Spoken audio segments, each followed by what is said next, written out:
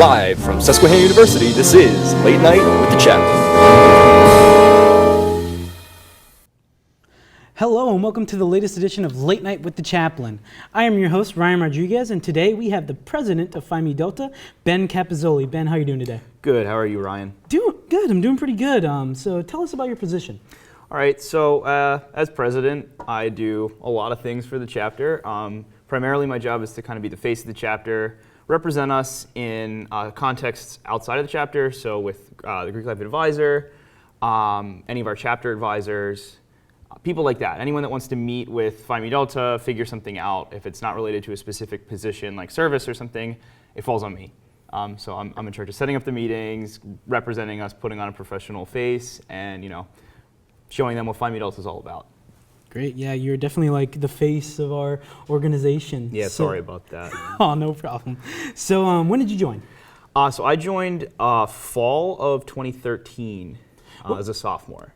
Awesome. What were your thoughts about going into the, joining the fraternity? What were your initial thoughts of fraternity? So at the time, I had no idea about any of the ideals. I had no idea about all the great stuff that I love about the fraternity now. At the time, it was, most of my friends, I'd probably say 75, 80% of my friends or people I knew and really enjoyed on campus, I found out were in Phi Mi Delta, and I was up at the house a lot doing various projects, homework, stuff like that. So the more I just got to know people, I was like, wow, this is a really stand-up group of guys, and I was happy to be a part of it. So awesome. So who is your new member educator?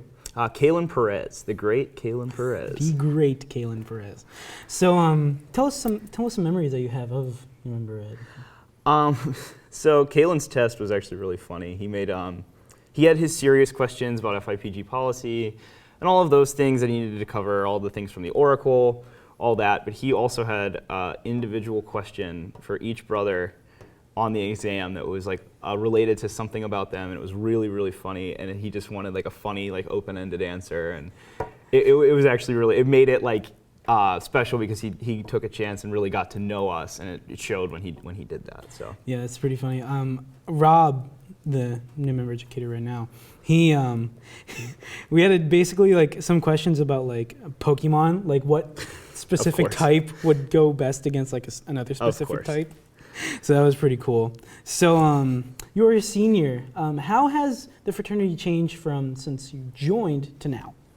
We've always been a pretty stand-up organization, at least in my opinion. Obviously, I'm biased, but I think we've always been a pretty good group of guys. I think more recently we've gotten away from some of the negativity, and we've really started to push for more positive attitudes in the chapter, and really push for making the best versions of ourselves, and push each member to try to achieve at new heights that they wouldn't have been able to without the chapter. Great, yeah.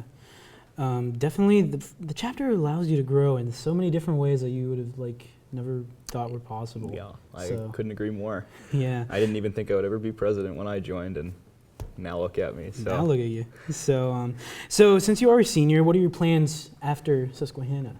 Okay, so it took me a while to figure this out. I only figured it out a couple weeks ago, but went back and forth between graduate school and medical school, and both are great options, and that's why it's been so hard. Mm-hmm. But I finally kind of reached the conclusion that I wasn't really cut out for medical school, just not really my cup of tea.